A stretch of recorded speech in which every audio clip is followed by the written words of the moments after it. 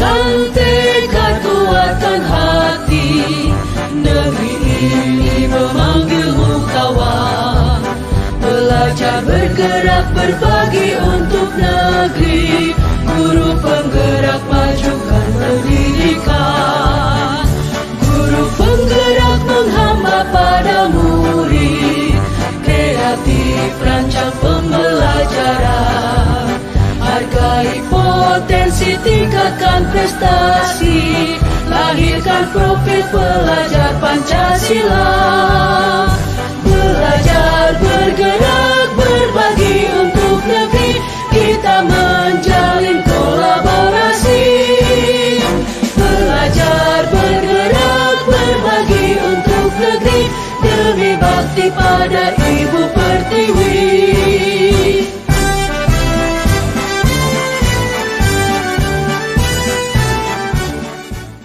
Bismillahirrahmanirrahim. Assalamualaikum warahmatullahi wabarakatuh. Bapak Ibu, saya ucapkan terima kasih atas waktunya, telah meluangkan waktu untuk kita berbagi saja ya Bapak Ibu. Di sini kita sharing, bukannya saya ingin menggurui Bapak Ibu, tidak ada maksud seperti itu, tapi kita sharing apa yang sudah saya dapatkan di pendidikan guru penggerak ini. Baiklah, perkenalkan Bapak Ibu, ini fasilitator saya yaitu Bapak Ahmad Rosadi, dan pengajar praktik saya yaitu Ibu Dewi Andriani, dan saya sendiri Lia Maslia sebagai CGP Angkatan 10 Kabupaten Sukabumi. Baik Bapak Ibu, di sini saya akan sharing dengan Bapak Ibu ya ilmu yang sudah saya dapat di guru penggerak, yaitu tentang konsep disiplin positif. Di sini yaitu modul 1.4.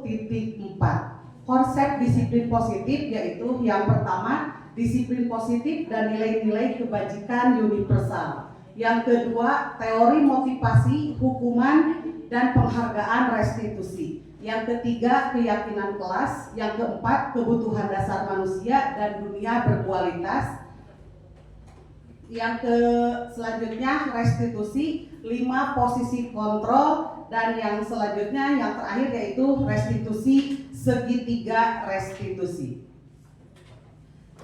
Baik Bapak Ibu, yang pertama yaitu tentang disiplin positif dan nilai-nilai kebajikan universal. Sebelum kegiatan dimulai, mari kita akan mengadakan kegiatan pemantik terlebih dahulu untuk mempelajari tentang teori kontrol, yaitu mangga Bapak Ibu berpasangan. Kita berpasangan, ya tidak ada berpasangan. Di sini salah seorang mengepalkan tangan. Mangga Bapak Ibu, salah seorang mengepalkan tangan. Setelah itu, yang satu mengepalkan tangan, yang satu berusaha membuka. Yang belum Bapak Ibu, semangat. Belum. Yang mengepalkan tangan, dibayangkan di dalam kepalan tangan itu barang berharga yang sangat berarti bagi kehidupan Bapak Ibu. Yang sangat berarti bagi kehidupan Bapak Ibu. Yang satu lagi mencoba membuka kepalan tangan itu dengan berbagai cara. Boleh marah, boleh gelitikin, boleh diiming-imingi uang supaya bagaimana itu si kepalan tangan membuka. Ya, silahkan Bapak Ibu. Bapak Ibu berusaha semaksimal mungkin karena di dalam tangan ini ada barang berharga. Ini ada barang berharga dan yang sebelahnya silahkan membukanya. Maka Bapak Ibu dipraktekkan. Silakan. Boleh digelitikin atau nanti bagaimana gitu. Awas kalau tidak dibuka bagaimana? Silakan berusaha semaksimal mungkin.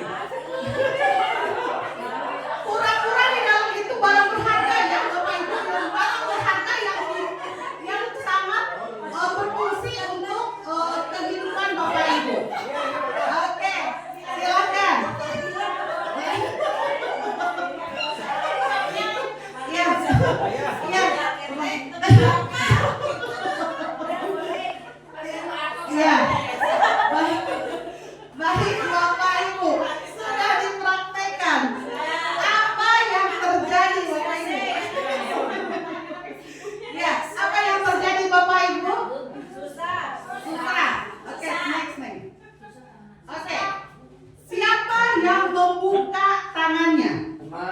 Tidak ada?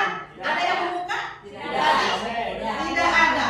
Tetap mengepalkan tangan. Walaupun dengan motivasi eksternal tadi kan, ada yang ngelokikin, kayak diolo, ayo buka.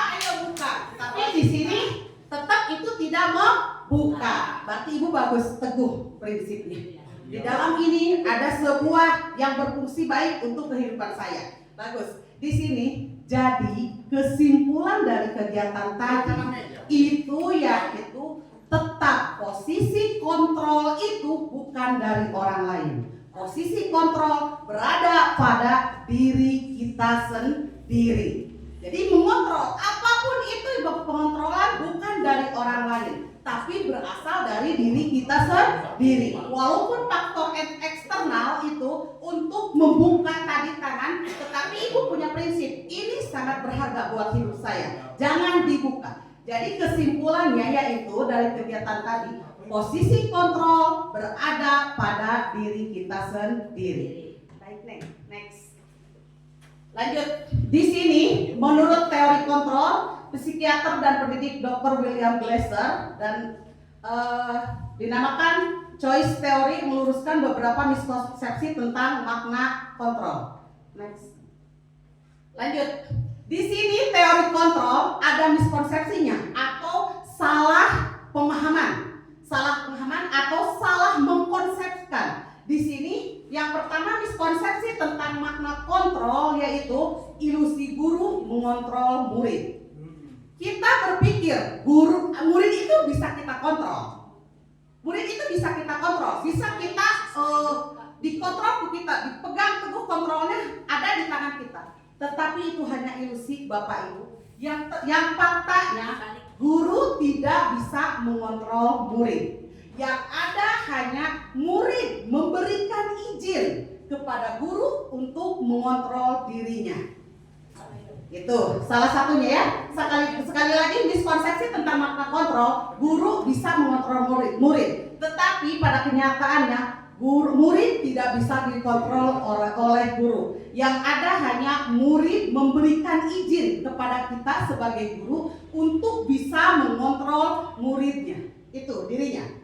Yang kedua, miskonsepsi tentang makna kontrol yaitu salah pemahaman kita tentang makna kontrol yaitu di sini ada ilusi bahwa semua penguatan positif efektif dan bermanfaat. Kita berpikir kalau kita memberikan nasihat-nasihat, bujukan-bujukan kepada anak itu akan bermanfaat atau efektif. Tetapi faktanya menurut Glasser tadi, faktanya semua bujukan, semua rayuan, semua nasihat kalau berulang terus dilakukan lanjut dalam jangka waktu panjang itu akan tidak efektif dan itu akan merendahkan rasa percaya diri murid. Itu ya Bapak Ibu.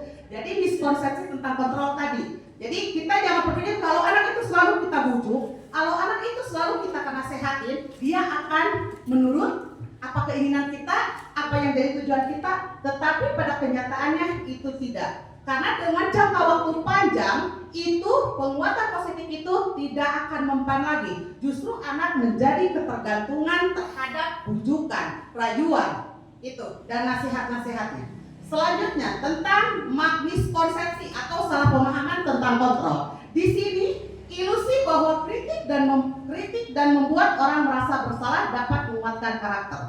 Kritik yang membangun itu bisa.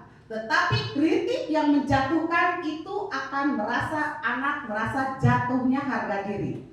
Jadi tolong kalau misalkan kita memberikan kritik kepada anak itu yang membangun.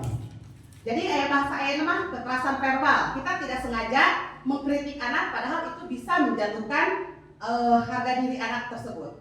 Selanjutnya yaitu ilusi bahwa orang dewasa memiliki hak untuk memaksa. Kita berpikir kita ini orang dewasa bisa maksa budak, ke anak kecil kita bisa maksa ke siswa, akan tetapi fakta sebenarnya semua pilihan itu tergantung dari pribadi masing-masing, termasuk siswa. Kita tidak bisa memaksa. Kita sebagai guru ingin anak teh nurut karena kita udah dewasa bisa mengontrol anak itu. Pada kenyataannya itu tidak bisa mengontrol. Orang dewasa tidak bisa mengontrol siswanya karena semua manusia itu mempunyai pilihan masing-masing. Next, di sini tadi Glaser karena kita kontrol itu ada stimulus respon.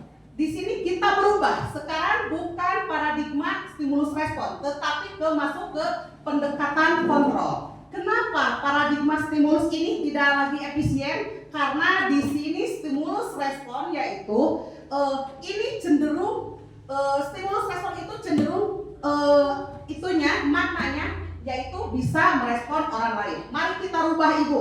Di sini stimulus respon yang pertama itu realitas kebutuhan kita sama. Kita berpikir kebutuhan kita sama. Di teori kontrol ini realitas kebutuhan kita berbeda. Yang selanjutnya, semua orang melihat hal yang sama di stimulus respon.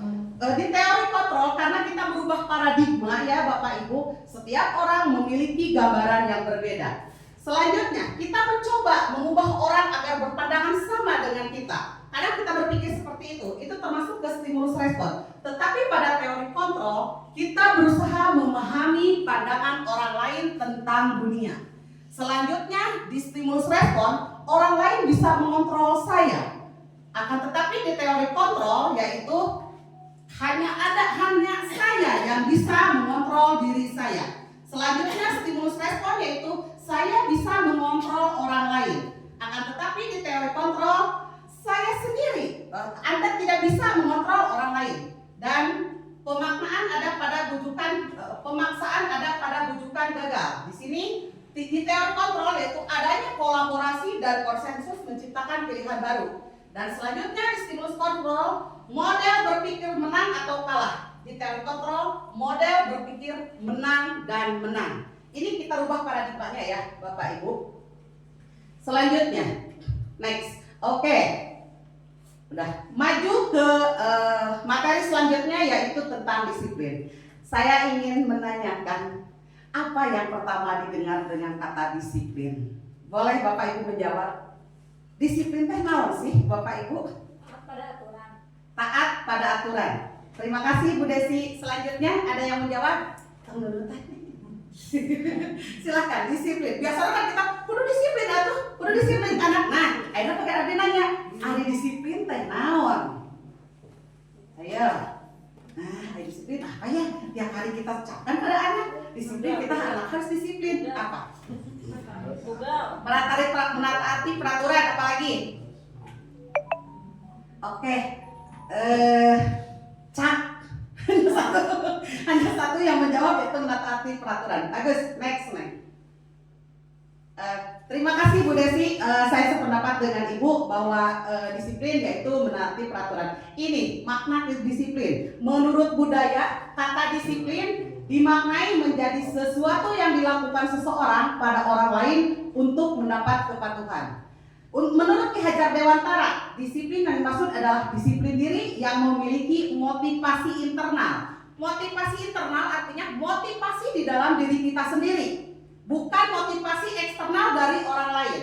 Ini menurut Ki Hajar Dewantara dan menurut Diane Dosen dalam bukunya, yaitu disiplin berasal dari kata Latin atau disiplina yang artinya belajar. Seseorang melaksanakan disiplin yaitu adanya motivasi diri. Tidak mungkin seseorang dia melakukan disiplin kalau di dalam dirinya tidak ada motivasi diri yang memegang teguh nilai-nilai kebajikan. Yang seperti apa nilai-nilai kebajikan itu? Ini nilai-nilai kebajikan. Jadi disiplin diri itu dilaksanakan apabila seseorang memegang teguh motivasi diri yang mengacu pada nilai-nilai kebajikan. Di sini nilai-nilai kebajikan menurut profil pelajar Pancasila yang ada di kurikulum Merdeka. Yang pertama, beriman, bertakwa kepada Tuhan Yang Maha Esa dan berakhlak mulia, mandiri, bernalar kritis, berkebinekaan global, bergotong royong, kreatif. Ini menurut profil pelajar Pancasila, nilai-nilai kebajikannya. Yang selanjutnya nilai-nilai kebajikan menurut Ibo Primary Years Program. Di sini yaitu toleransi, rasa hormat, integritas, mandiri, menghargai, antusias, empati, keingintahuan, kreatif, kerjasama, percaya diri, dan komitmen. Dan di sini juga ada 9 pilar karakter. Menurut The Seven banyak sekali tentang nilai-nilai kebajikan ya, Bapak Ibu. Next. Ini masih nilai-nilai kebajikan. Di sini ya tadi karena kita menyangkut ke disiplin, disiplin itu keluar atas motivasi sendiri yang memegang teguh nilai-nilai kebajikan. Visi ada yang nanya, nilai kebajikannya seperti apa? Ini nilai-nilai kebajikannya ya Bapak Ibu. Ini menurut petunjuk seumur hidup dan keterampilan hidup. Di sini ada nilai kebajikannya. Oke, next. Ya, ini menurut proyek nilai-nilai kebajikan. Masih banyak. Ternyata banyak ya Bapak Ibu nilai-nilai kebajikan teh. Lanjut next. Nah, materi selanjutnya yaitu tentang teori motivasi, hukuman, penghargaan, dan restitusi. Ya, oke. Di sini menurut Diane Gosson, motivasi perilaku manusia itu ada 3. Motivasi seseorang melakukan itu ada 3. Yang pertama, untuk menghindari ketidaknyamanan atau hukuman. Contoh seperti ini, kita mengajar berangkat pagi-pagi. Ini motivasi terendah yang ada di manusia. Jadi segala sesuatu dia melakukan karena menghindari ketidaknyamanan atau hukuman. Kalau saya tidak berangkat pagi, saya takut dimarahi ibu kepala sekolah. Kata gurunya, cek budak pagi-pagi anak-anak, kalau saya berangkat pagi, saya kesiangan, nanti dimarahi ibu guru. Berarti dia motivasinya tadi menghindari ketidaknyamanan atau hukuman. Itu motivasinya ya. Ini motivasi terendah dari manusia. Jadi kalau yang menghindari ketidaknyamanan atau hukuman motivasinya, dia berpikir kalau saya tidak melakukan itu, saya akan mendapatkan hukuman. Baik, Bapak Ibu, selanjutnya motivasi perilaku manusia menurut Diane Gosson dalam bukunya Restructuring School Discipline. Ini yang kedua yaitu untuk mendapatkan imbalan atau penghargaan dari orang lain. Kita contohkan, kalau kita berangkat sekolah, berangkat mengajar pagi-pagi. Aduh, lamun saya berangkat pagi, nanti saya dipuji sama ibu kepala sekolah. Aduh, nanti nanti saya dapat reward nih. Jadi kalau seseorang melakukan hal ini, misalkan dia berpikir untuk mendapatkan imbalan atau penghargaan, dia kalau melakukannya selalu bertanya, kalau saya melakukan ini nanti dapat apa? Itu, nanti saya dapat apa? Itu ya Bapak Ibu. Ini setingkat dari motivasi tadi yang terendah, ini setingkat di atasnya. Ini termasuk motivasi eksternal. Yang dua ini termasuk motivasi eksternal. Selanjutnya, motivasi perilaku manusia, yaitu yang ketiga, untuk menjadi orang yang mereka inginkan dan menghargai diri sendiri dengan nilai-nilai yang mereka percaya. Tadi nilai-nilai kebajikan tadi. Ini internal, dia berawal dari dirinya. Kalau saya misalkan berangkat sekolah pagi, kalau saya nanti tidak pagi-pagi, bagaimana anak-anak nanti? Bagaimana anak-anak di kelas nanti? Ini berasal dari dirinya, ingin menghargai dirinya. Ini internal ya Bapak Ibu, ini eksternal, ini internal. Mudah-mudahan kita semua dalam melaksanakan tugas kita, dalam melaksanakan kewajiban kita, ini motivasinya yang ketiga ini, yaitu untuk menjadi orang yang mereka inginkan dan menghargai diri sendiri dengan nilai-nilai yang dipercaya, yaitu nilai-nilai kebajikan tadi. Insya Allah kalau di STC Sarwa saya yakin kita melakukan sesuatu itu motivasinya di yang ketiga ini. Insya Allah. Amin. Ya Rabbal Alamin. Mangga. Oke. Nah, yang jadi pertanyaan, apa tadi motivasi ada 3? 1. Ketidaknyamanan atau hukuman. 2. Reward. Singkat reward. Betul. Ketiga? Internal. Dari diri sendiri. Nah, ini pertanyaannya. Menurut Bapak Ibu, dari ketiga jenis motivasi tadi, motivasi manakah yang saat ini paling banyak mendasari perilaku murid-murid kita di sekolah? Satu. Betul? Iya. Nah, takut akan hukuman ya, takut akan hukuman. Betul Bapak Ibu, ternyata banyak survei juga sekarang anak-anak melaksanakan ini, motivasinya yaitu ini, menghindari hukuman. Jadi itu PR kita, bagaimana kita untuk merubah motivasi anak dari motivasi tadi mengharapkan penghargaan atau menghindari hukuman, menghindari ketidaknyamanan, menjadi yang poin tadi, supaya menjadi motivasi internal. Itu PR kita ya Bapak Ibu. Mangga Neng. Lanjut ke tadi materi tadi, hukuman, konsekuensi dan restitusi. Ini hukuman. Sekalian kita introspeksi diri sendiri ya dengan ini, dan saya pun merasa banyak setelah ini tergugah, tergali gitu. Ini hukuman. Hukuman itu bersifat tidak terencana atau tiba-tiba. Yang kedua, anak atau murid tidak tahu apa yang akan terjadi. Itu bentuk hukuman dan tidak dilibatkan. Selanjutnya, hukuman bersifat satu arah, hanya dari kita saja, dari guru yang memberikan, dan murid hanya menerima suatu hukuman tanpa melalui suatu kesepakatan. Yang selanjutnya, di sini sebelum dan sesudah hukuman yang diberikan bisa berupa fisik maupun psikis. Murid disakiti oleh suatu perbuatan atau kata-kata. Jadi yang sekarang itu hukuman itu, jadi kita tahu perbedaannya hukuman, konsekuensi dan restitusi seperti ini. Kalau hukuman itu bersifat tidak terencana, tiba-tiba. Budak keberangan, anak-anak datang, kamu kesiangan, ini.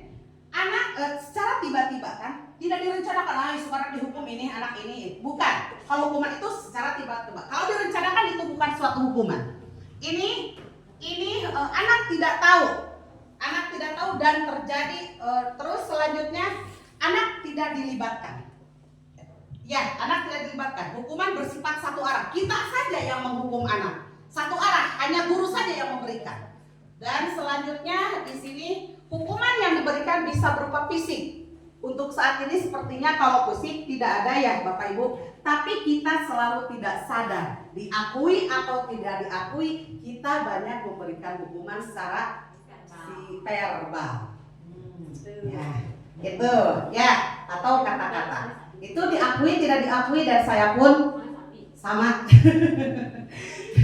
Nah, apa perbedaannya hukuman dengan konsekuensi? Di sini konsekuensi sudah terencana atau sudah disepakati, sudah dibahas dan disetujui oleh murid dan guru. Namanya konsekuensi sudah dibahas, sudah disepakati. Nanti kita buat ya, kalau kamu kesiangan nanti ininya konsekuensinya ini. Dikesepakati kedua belah pihak. Itu kok bedanya hukuman dengan konsekuensi. Umumnya bentuk-bentuk konsekuensi dibuat oleh pihak guru, dan murid sudah mengetahui. Muridnya sudah tahu bahwa nanti konsekuensinya seperti ini. Nah, selanjutnya murid tetap dibuat tidak nyaman untuk jangka waktu pendek. Konsekuensi biasanya diberikan berdasarkan suatu data yang umumnya dapat diukur. Tapi tetap konsekuensi itu tetap dalam jangka waktu panjang, walaupun sudah disepakati, itu tetap tidak merasa nyaman untuk murid. Ya. Selanjutnya perbedaan hukuman, konsekuensi dan restitusi. Di sini restitusi, ada yang pernah dengar restitusi? Ada juga resi. Ada juga prostitusi. Ya, restitusi adalah proses penciptaan kondisi bagi murid untuk memperbaiki kesalahan mereka. Jadi untuk ingat tujuannya untuk memperbaiki kesalahan mereka, sehingga mereka bisa kembali kepada kelompok mereka. Dia sudah melakukan kesalahan, dia ingin memperbaiki, dan dia bisa diterima oleh kelompoknya. Itu tujuan dari restitusi. Dia melakukan kesalahan, tapi dia memperbaiki dalam internalnya, motivasi di internalnya, dan dia bisa diterima oleh kelompoknya sendiri. Di sini dengan karakter yang lebih kuat. Restitusi juga merupakan proses kolaborasi yang mengajarkan murid-murid untuk mencari solusi. Jadi kalau restitusi, kita panggil anak yang melakukan pelanggaran, setelah itu kita tanya apa yang sebaiknya, mencari solusi bareng-bareng. Itu restitusi, mencari solusi biar dia tergugah hatinya dan ingin memperbaikinya berdasarkan motivasi internal tadi. Jadi bukan hanya konsekuensi, bukan apalagi hukuman, konsekuensi juga tidak efektif kalau dalam jangka waktu panjang. Nah, sekarang yang restitusi seperti ini. Next. Ini, oke. Ini dihukum oleh penghargaan di sini. Pengaruh jangka pendek. Penghargaan itu kalau jangka pendek efektif, tetapi kalau jangka panjang itu anak akan merasa ketergantungan dengan penghargaan kita. Kalau kita memberikan penghargaan, kalau kamu nanti bisa mengerjakan ini, nanti ibu ini, nah ini. Kalau jangka panjang itu anak membuat ketergantungan. Ini pengaruh penghargaan jangka pendek. Kalau jangka pendek masih efektif, kalau jangka panjang ini tidak akan efektif. Yang selanjutnya, penghargaan efektif tidak efektif tadi. Yang selanjutnya, penghargaan merusak hubungan. Bagaimana penghargaan merusak hubungan? Yaitu seperti ini. Contoh anak yang rajin piket. Terus ada anak yang tidak rajin piket. Kita fokus ke anak yang tidak rajin piket. Kita kasih penghargaan. Kalau kamu nanti mengerjakan, nanti kamu dapat ini dari ibu, dapat reward ini dari ibu. Nah, si anak yang rajin melihat, kok si itu terus yang dikasih penghargaan, saya yang mengerjakan internal, tidak yang motivasi internal, tidak ada penghargaan. Lama-lama ini yang mengerjakan secara motivasi internal, dia merasa iri. Dan itu akan merusak hubungan anak yang mendapat penghargaan dan anak yang tidak mendapat penghargaan. Ya, baik Bapak Ibu, dan selanjutnya ini next, karena itu ada studi kasusnya dulu. Ini kita kembali tadi ke restitusi. Restitusi membantu murid menjadi lebih memiliki tujuan, disiplin positif, dan memulihkan dirinya setelah berbuat salah. Sekali lagi bahwa restitusi itu memiliki disiplin, memulihkan dirinya setelah berbuat salah. Jadi anak setelah melakukan salah jangan terpuruk, tapi dia memulihkan dirinya. Oh, tadi saya salah, bagaimana saya tidak mengulanginya lagi? Bagaimana? Bukan karena suatu tekanan, konsekuensi atau hukuman, tapi dia berasal dari motivasi dirinya tadi ya. Ini penekanannya bukanlah pada bagaimana berperilaku untuk menyenangkan orang lain atau menghindari ketidaknyamanan, namun tujuannya adalah menjadi orang yang menghargai nilai-nilai kebajikan tadi yang mereka percaya. Melalui restitusi, ketika murid berbuat salah, guru akan menanggapi dengan cara yang memungkinkan membuat evaluasi internal. Oke, dan restitusi menguntungkan korban, tetapi juga menguntungkan orang yang telah berbuat salah. Di sini ya. Oke, dengan prinsip restitusi yaitu lanjut teks. Ini ciri-ciri restitusi. Seperti apa ciri-ciri restitusi? Baiklah, restitusi bukan untuk menebus kesalahan, namun untuk belajar dari kesalahan. Restitusi memperbaiki hubungan. Restitusi adalah tawaran, bukan paksaan.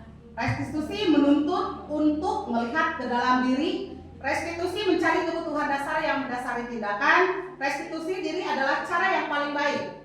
Fokus pada karakter, menguatkan, fokus pada solusi, dan mengembalikan murid yang berbuat salah pada kelompoknya. Jadi dia tadi tahu kesiangan, tapi dia merasa percaya diri karena dia berjanji untuk memperbaiki. Itu maksud seperti contoh restitusi ya, Bapak Ibu.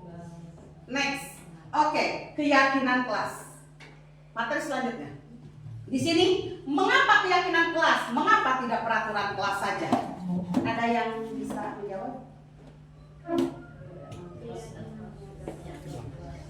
Keyakinan kelas, sepertinya kita sehari-hari juga pernah ada di kelas. Apa itu? Kesepakatan kelas. Betul, kesepakatan kelas. Karena di sini bahasanya keyakinan kelas. Kenapa bukan peraturan kelas? Bapak Ibu kenapa membuat kesepakatan kelas atau keyakinan kelas? Kenapa bukan peraturan kelas? Ada ramah pada anak, tidak ramah kepada anak, tidak menjadi momok. tidak menjadi momok yang menakutkan. Oke, bagus. Ada lagi? Terima kasih Bu San. Karena kalau peraturan itu biasanya peraturan dibuat untuk dilanggar. Oh. Bagus, terima kasih Bu Dini. Karena peraturan itu dibuat untuk dilanggar. Bagus. Oke. Kenapa keyakinan kelas tadi? Atau kenapa kesepakatan kelas? Kenapa bukan peraturan kelas?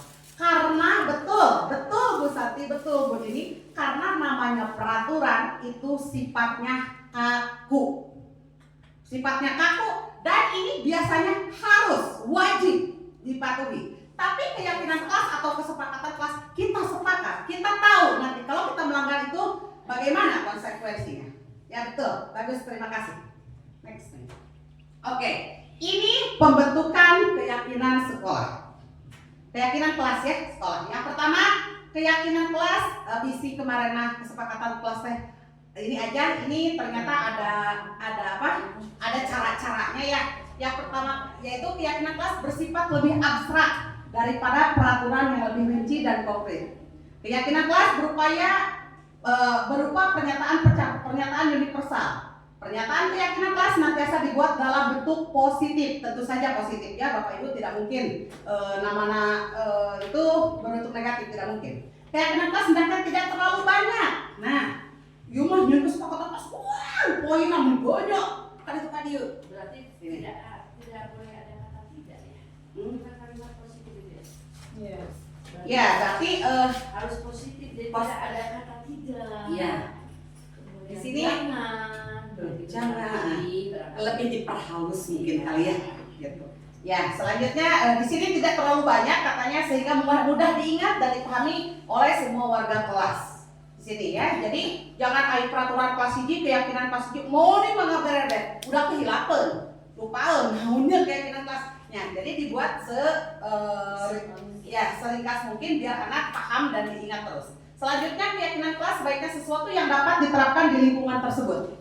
Harus kita yakin kita membuat keyakinan kelas pasti bisa diterapkan di dalam lingkungan kelas kita sendiri. Selanjutnya semua warga kelas hendaknya ikut berkontribusi, tentu saja ya. Pasti semua warga kelasnya ikut berkontribusi dan bercurah pendapat. Jadi keyakinan kelas didiskusikan kembali. Bersedia meninjau kembali keyakinan kelas dari waktu ke waktu, mengadakan evaluasi. Keyakinan kelasnya mengadakan evaluasi. Baik Bapak Ibu, ini kegiatan saya mengimplementasikan tentang keyakinan kelas kemarin. Di sini ini dokumentasinya sudah saya dokumentasikan, sudah saya implementasikan. Next. Oke. Untuk memahami seberapa dalam keyakinan kelas kita, ini kita adakan suatu kegiatan yaitu kegiatan tampak seperti dan tidak tampak seperti.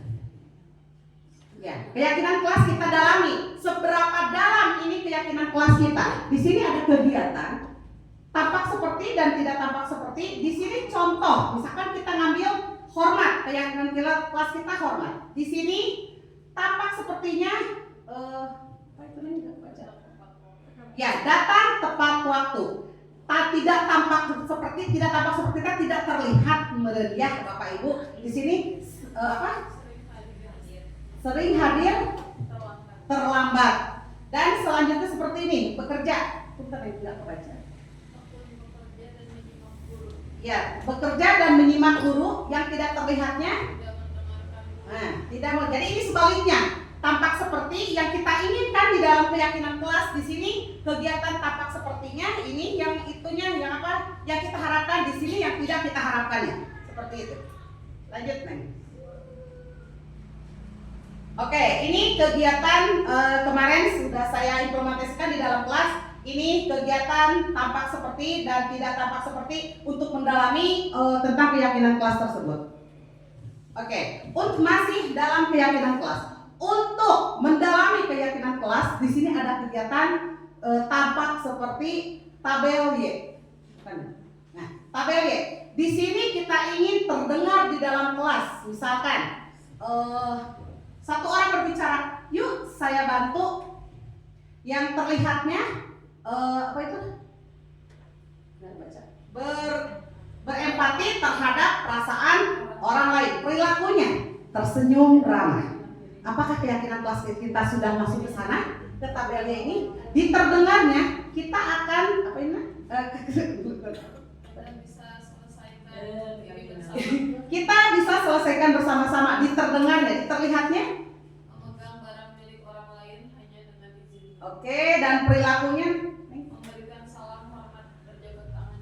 Oke, jadi tadi keyakinan kelas kita ada untuk mendalami keyakinan kelas kita tadi ada kegiatan tampak seperti, tidak tampak seperti, terus tabel Y, dan satu lagi yaitu ada tugas kamu dan tugas ini kegiatannya kemarin sudah saya implementasikan di dalam kelas, dan selanjutnya next di sini masih dalam keyakinan kelas. Di sini kegiatan tugas saya dan tugas kamu. Tugas saya sebagai guru dan tugas kamu sebagai murid. Di sini ada, ini sebenarnya murid ya.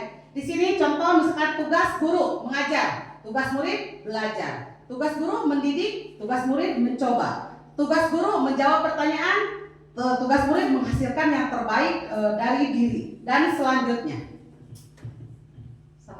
Ini implementasi kemarin hasil dari keyakinan kelas. Lanjut, next, ini tentang materi kebutuhan dasar manusia dan dunia berkualitas. Di sini kebutuhan dasar manusia. Kebutuhan dasar manusia adalah segala sesuatu yang kita lakukan untuk mendapatkan apa yang kita inginkan. Seluruh tindakan yang kita lakukan memiliki tujuan tertentu, dan semua usaha terbaik yang kita lakukan adalah dalam rangka agar kebutuhan dasar kita terpenuhi dengan baik. Next. Ini 5 kebutuhan dasar manusia. Di sini ada 5 kebutuhan dasar manusia tadi, ada 5. Yang pertama bertahan hidup, survival. Yang kedua kasih sayang dan rasa diterima.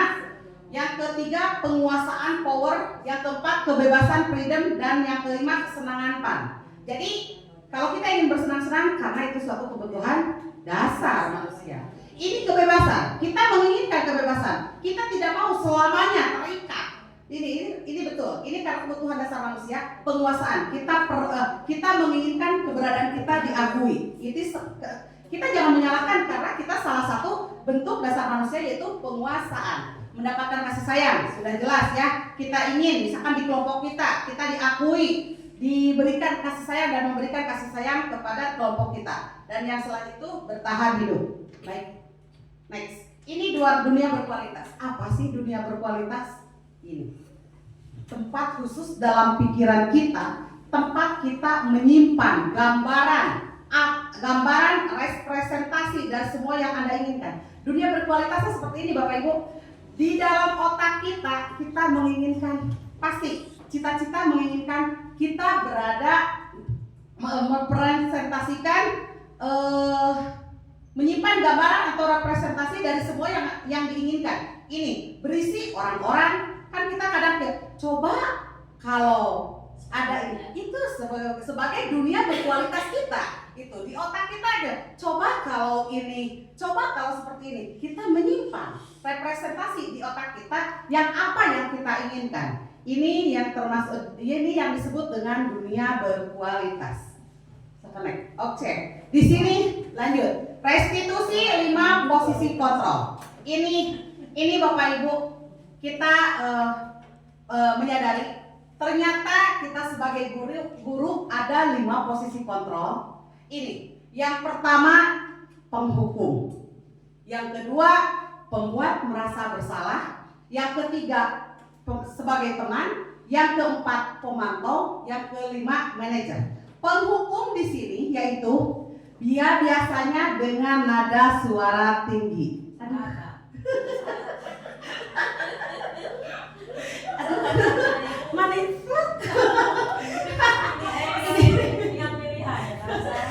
Kita berada di posisi mana ya Bapak Ibu?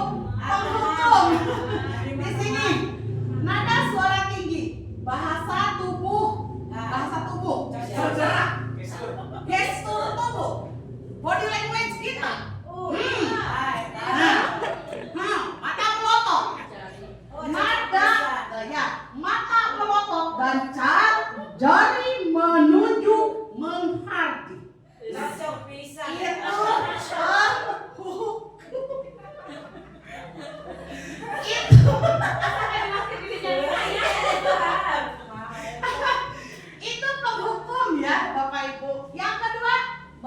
merasa bersalah. Ini cirinya.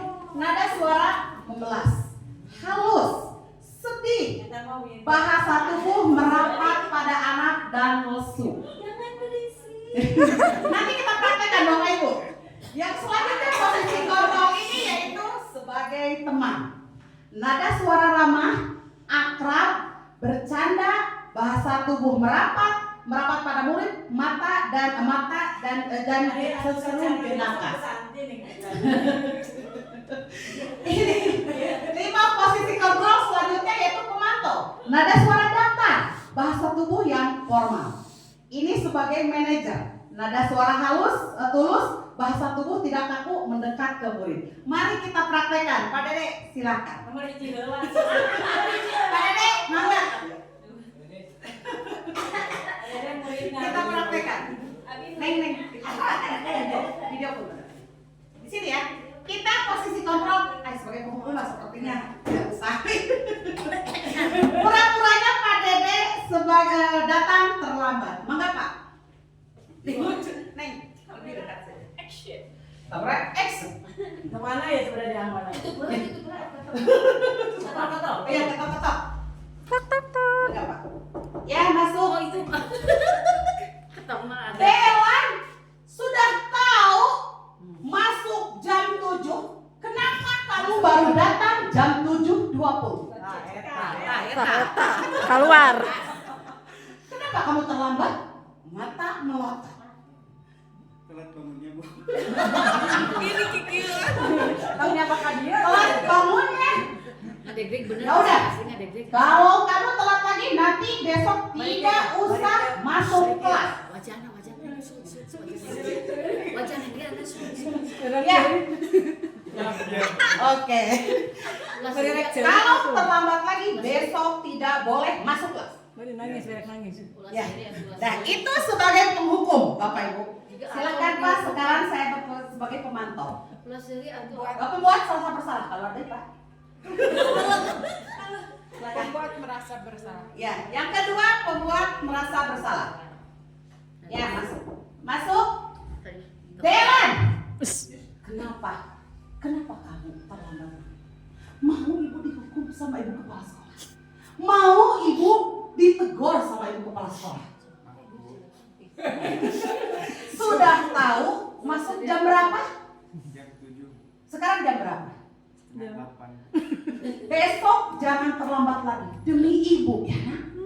Jangan terlambat lagi. Nanti ibu ditegur sama kepala sekolah. Ya, itu sebagai merasa bersalah. Keluar deh. Enak. Oke. Ayang Wisanti mau Rina.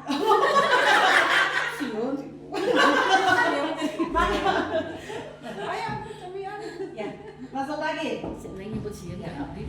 Dewan, kenapa nak kamu terlambat lagi? Kamu selalu seperti itu. Jadi jangan kayak gitu lagi ya. Jangan terlambat lagi nak. Kamu bisa terlambat lagi ya Nek? Mimikna yang kurang, Itu sebagai teman. Mimikna kurang. Mana ekspresinya mana? Ekspresinya. Pada praktik. Lanjut sebagai Pak masuk lagi Pak. Sebagai nana. Ya, pemantau. Iya, Dewan, kenapa kamu terlambat lagi? Jam berapa sekarang? Jam 8. Masuk jam berapa? Jam 7. Kamu tahu konsekuensinya seperti apa kalau terlambat? Tidak tahu. Tidak tahu, Bu. Konsekuensi kita yaitu kalau kamu terlambat, kamu tidak istirahat dan mengerjakan tugas. Ya, kamu tidak istirahat nanti karena kamu tahu konsekuensi kita kalau terlambat. Kamu masuk di dalam kelas dan yang lain istirahat, kamu mengerjakan tugas. Paham Dela? Paham, Bu. Iya. Silakan keluar deh. Sekali lagi. Oke. Sekali lagi. Oke. Masuk Delan. Oke. Delan. Kenapa kamu terlambat nak? Telat. Tahu keyakinan kelas kita, kesepakatan kita apa? Tahu. Iya apa? Saling. Saling menghormati dan diri sendiri dan orang lain. Kamu tahu nak kalau terlambat itu menghormati diri sendiri? Iya Bu. Iya, tidak menghormati diri sendiri dan tidak menghormati ibu juga berarti ya. Kalau nanti coba untuk tidak melakukan kesalahan lagi apa yang akan kamu lakukan nak? Nyetel ulang alarmnya Bu. Oh, menyetel ulang alarmnya. Apabila kamu tidak terdengar, siapa yang disuruh untuk membangunkan kamu nak? Ada kakak. Ada ibu. Ada ibu. Iya. Jadi kamu mau bagaimana? Tidak mengulanginya lagi? Tidak mengulanginya lagi. Bagus. Jadi kamu tahu kan keyakinan kelas kita seperti apa? Iya. Terima kasih. Itu Bapak Ibu. Jadi betul 5 posisi kontrol tadi. Jadi Bapak Ibu sudah tahu berada di posisi mana Bapak Ibu biasanya mengajar. Posisi semua? Iya, di dalam hati saja. Ya, yang penting kita setelah Kalau bulan Kora itu kalau bulan Kora Ini situasi kondisi. situasi kondisi. Betul. Jadi sesuai dengan kondisi anak. Kalau anak yang sudah tidak bisa gini, kita bisa jadi penghukum, bisa jadi pembuat merasa bersalah, menjadi teman, menjadi pemantau dan menjadi manajer. Oke, baik Bapak Ibu selanjutnya. Semoga kita bisa menjadi manajer selamanya ya, Bapak Ibu. Amin. Lewat nih. Terus kita makan dulu. Oke, kita harus dipraktekkan. Oke, ini nih ada pertanyaan. 15 menit. Oke, 15 menit. Oke, di sini Bapak Ibu, di sini kamu sudah mengecewakan Bapak Ibu. Itu termasuk posisi kontrol apakah aku? Ayo. Kamu sudah mengecewakan Bapak Ibu. merasa bersalah. Merasa bersalah. Merasa bersalah. Betul. Terus sekali. Bagus. Lanjut. Oke, di sini apa konsekuensinya? Ini posisi kontrol apakah aku? Ayo berpikir Bapak Ibu. Apa konsekuensinya? Kira-kira menjadi posisi kontrol apa Bapak Ibu? Memantau. Pemantau. Sip. Berarti. Terima kasih. Berarti memperhatikan. Betul Pak. Lanjut. Apa rencanamu untuk menyelesaikan masalah ini? Manajer. Bagus. Berarti dalam runtutan masih ada sisa-sisa itu. Lanjut. Lakukan untuk Bapak Ibu sebagai apa? Aku Lakukan merasa untuk bersalah. Bapak Ibu. Merasa bersalah. Teman. Betul. Ternyata bagus, Bu Elis. Terima kasih. Betul. Lakukan untuk Bapak Ibu itu sebagai teman. Lanjut. Next. Oke. Di sini. Kamu tidak pernah mendapat nilai jika tidak mengerjakan tugas. Kamu tidak pernah mendapat nilai jika tidak mengerjakan tugas. Menghukum. Penghukum. Sip. Bagus. Ih. Berarti masuk ya. Tadi masuk. Oke, lanjut ke restitusi segitiga restitusi. Ini materi selanjutnya.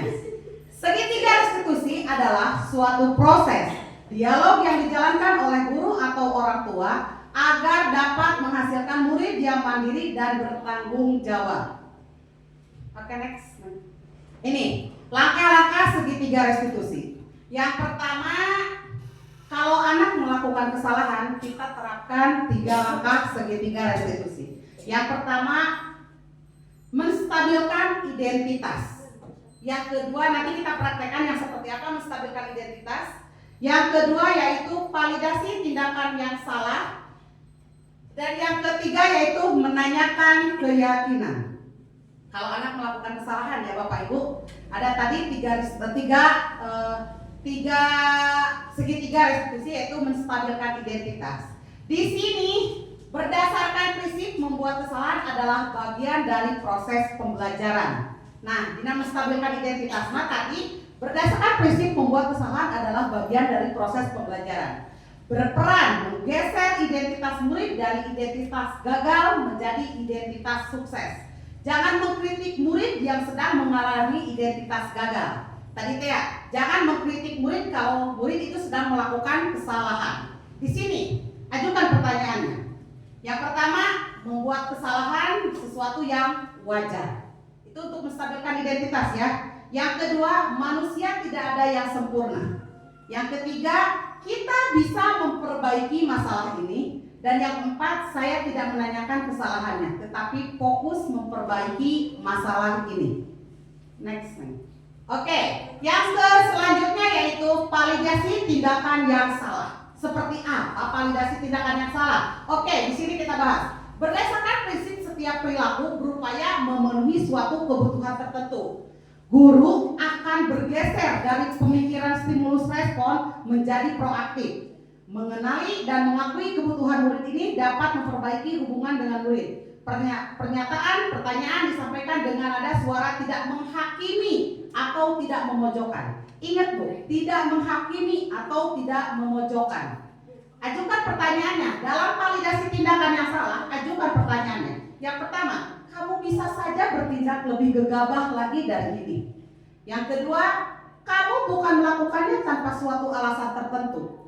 Yang ketiga, kamu melakukannya karena mempertahankan sesuatu yang penting bagimu. Dan yang keempat, mungkin kamu bisa memperbaiki suatu perilaku yang lebih efektif. Bersediakah kamu pelajarinya? Jadi jangan kayak gini ya Bapak Ibu. Sama ini juga self reminder juga untuk saya, self reminder juga. Karena melakukan salah, kamu kenapa ini? Jadi kita tadi menstabilkan identitas terlebih dahulu. Yang kedua, validasi tindakan yang salah. Namun ada anak yang gelut, nanti kita praktekkan. Kalau anak-anak yang berantem, misalkan, jadi langsung bukan memojokkan, langsung bukan memponis. Kamu lu ngamilian, kamu yang duluan. Ini, kamu yang pembuat onar. Itu memojokkan anak. Jadi jangan, kalau bisa jangan seperti itu ya buat saya juga, Bapak Ibu, gitu. Jadi kita validasi dulu tindakan yang salah. Kenapa kamu bisa berantem? Kenapa kamu bisa memukul? Itu. Jadi pas anak memukul kita tanya, kamu bisa kan melakukan seperti lebih dari tadi memukul? Bisa Bu, tapi kamu tidak melakukan karena tidak Bu, bagus.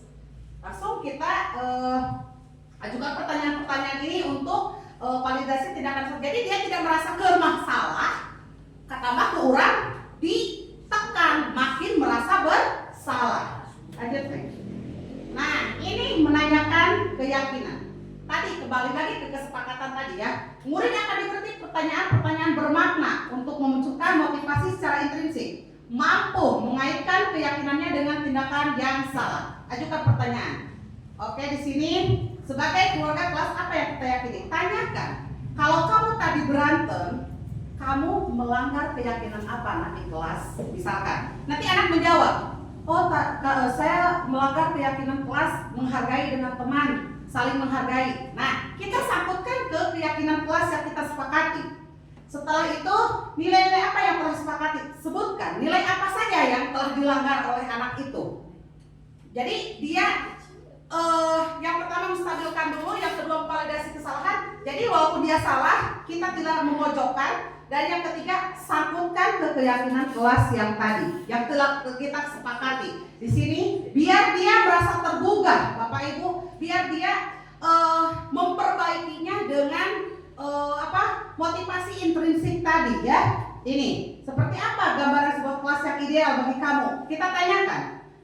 Yang kelas yang kamu inginkan seperti apa? Teman kamu yang kamu inginkan seperti apa? Kita tanyakan sehingga dia bisa memperbaikinya dengan keinginan dia dan disangkutkan ke keyakinan kelas tadi. Baik, next. Oke, Pak Dede, ada usia waktu? 5 menit lagi. Oke, terima kasih Bapak Ibu. Salam guru penggerak, tergerak, bergerak dan menggerakkan. Ada lagunya ini. Ada yang bisa lagu? Bisa. Yes. Bisa.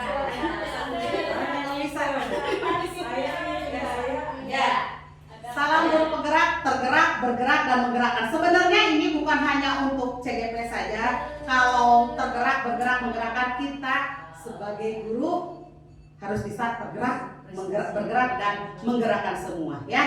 Bagus.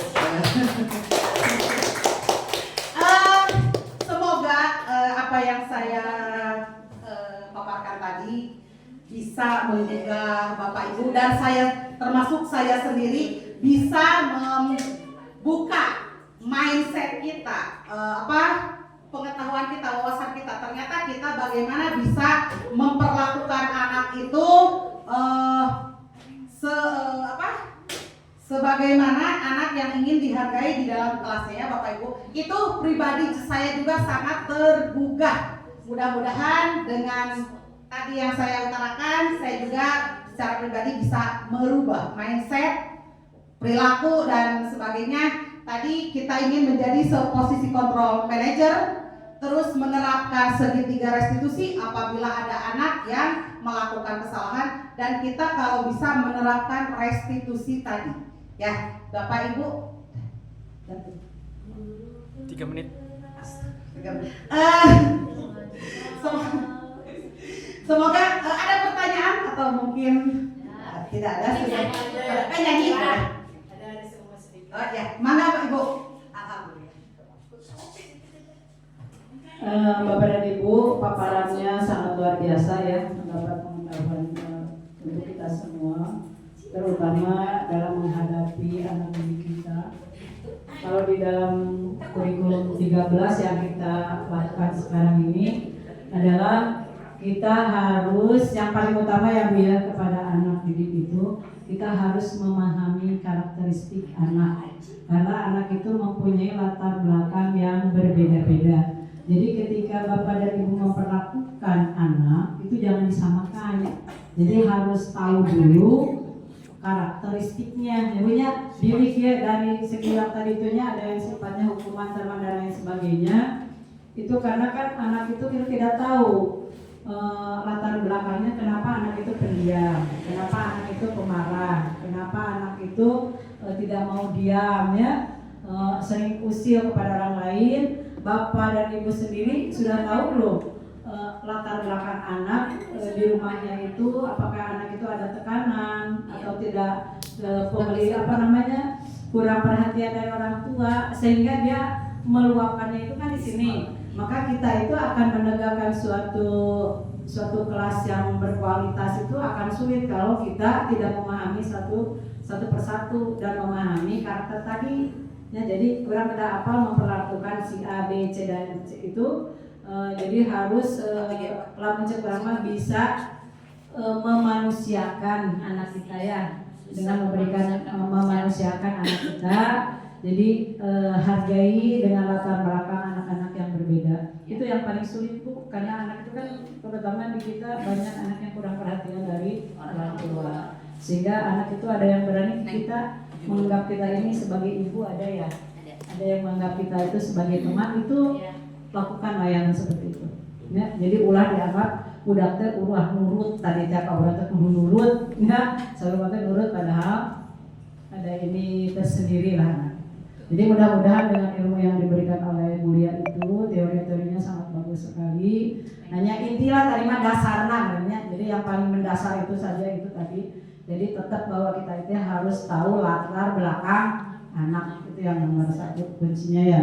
Sehingga yang paling tertarik tadi ada kesepakatan kelas, nanti mohon, karena yang namanya kesepakatan dengan peraturan itu sungguh luar biasa perbedaannya itu. Dari karena aturan mah kaku saya tadi memangnya kaku sifatnya, tapi hari kesepakatan mah kan enak karena anak dibuat sendiri. Kalau ketika dia melanggar, oh iya kan itu kita yang asalnya yang bisa berubah. Mudah-mudahan nanti bisa diberlakukan di kelasnya ya Bu ya, karena tahun depan kita ini sudah menghadapi kurikulum merdeka dengan segala sesuatunya, memerdekakan anak, memanusiakan anak. Jadi kita menghargai apapun yang dikemukakan anak itu, artinya merdeka di sini mereka punya kemerdekaan ketika dia menginginkan sesuatu. Jadi tidak ditahan dari naon kahoyauna, naonnya kita tampung, mana yang positif kita lakukan bersama-sama. Nah, mudah-mudahan begitu ya Bu ya. Mudah-mudahan ilmunya yang sudah disampaikan kita bisa memahaminya dengan bijak ya, sehingga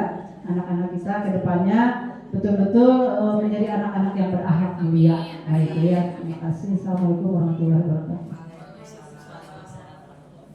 Terima kasih untuk Ibu Kepala Sekolah. Betul sekali tadi sebelum kita melaksanakan tadi tentang serangkaian materi disiplin positif ini, yaitu kita tadi mempertimbangkan yang pertama latar belakang. Betul sekali Ibu Kepala Sekolah, terima kasih atas masukannya. Latar belakang dan karakter yang heterogen ya, karakter yang heterogen itu sebagai salah satu pertimbangan kita juga untuk menerapkan ilmu disiplin positif ini. Ini Bapak Ibu, terima kasih. Pemaparan saya dicukupkan sampai di sini. Terima kasih atas waktunya. Semoga apa yang saya paparkan barusan kita bisa mengaplikasikannya di dalam pembelajaran kita sehari-hari di sekolah. Ya, mohon maaf apabila ada perkataan salah, ilmu yang kurang cukup. Mohon maaf. Terima kasih. Wabillahi taufiq wal hidayah. Wassalamualaikum warahmatullahi wabarakatuh.